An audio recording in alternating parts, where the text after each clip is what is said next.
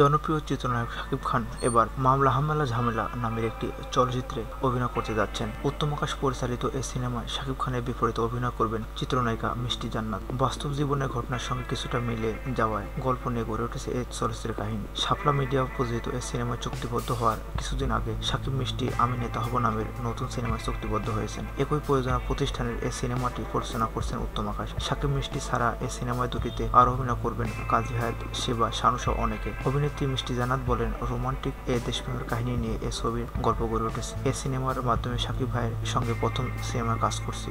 আশা করছি কাজটি দর্শকের কাছে ভালো লাগবে।